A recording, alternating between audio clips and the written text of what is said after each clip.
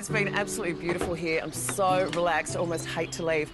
But now we're going to hit the road and head to Corinna. But along the way, Wayne and Jackie have told me I have to stop into Helier Gorge.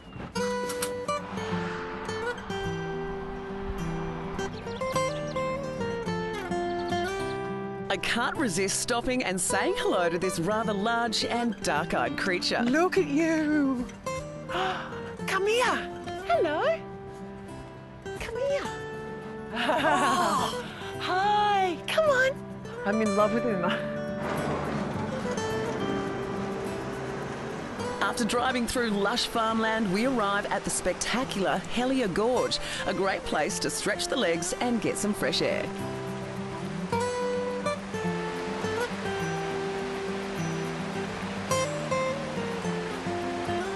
How perfect is this, Stace? We've just parked the motorhome here at Helier Gorge. We're on a 15-minute nature walk. It's a great way to get some fresh air into the lungs. And a perfect way to stretch the legs. Very much needed.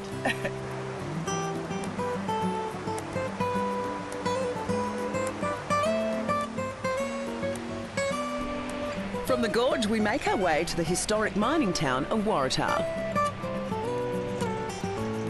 It's not every day you come across a waterfall right in the middle of town, but that's exactly what you'll find here in Waratah. It was a busy little mining town right up until the early 1900s, specialising in tin. But these days, it's just a little bit sleepier.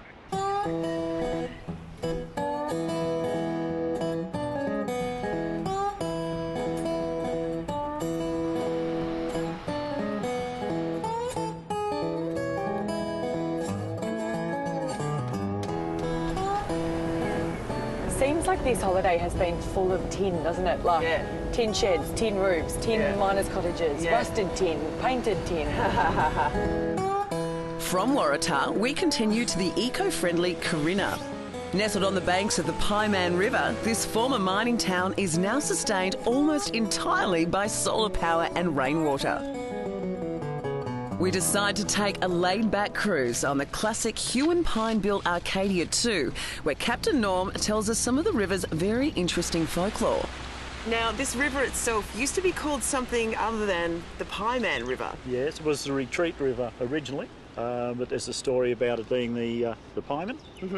And it is based around a convict that escaped from Sarah Island, and he became a cannibal, and then took a mate with him to eat on his way out. He got caught twice, and eventually he, last time he was captured, he got taken to Hobart and hung. But he was a baker, and he made pies. And the story was that the pies had the bits of his people in it. Oh, we were about to go and get a snack after this. Yeah. The Pieman River courses for just about 108 kilometres and eventually spills into the Southern Ocean. Just cruising along a small portion of it is a great way to wind down. We've just come across one of the local residents. She's known as Mrs. Bennett because she's a Bennett's kangaroo. Apparently she goes nuts for Potato. I'll see if I can get her to come over. Here you go, it's Potato. Come on. Come on. It's Mieke's wonderful world of reluctant wildlife. Look, she's coming.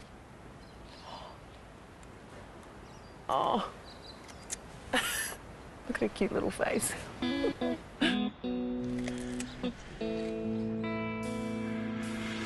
After spending some time with one of the furry locals, I have a chat with local legend and former policeman Blackie. Back in its heyday, this area had approximately 1,500 to 2,000 people in the area, and they were basically people here for hue and pine, and also when the gold rush.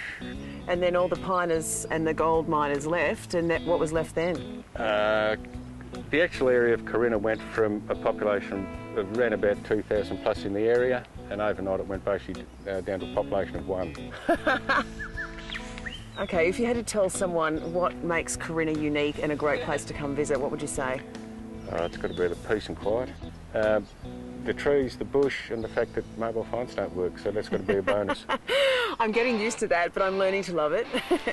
When we come back, we carve up the sand and I get some local insight from a West Coast identity.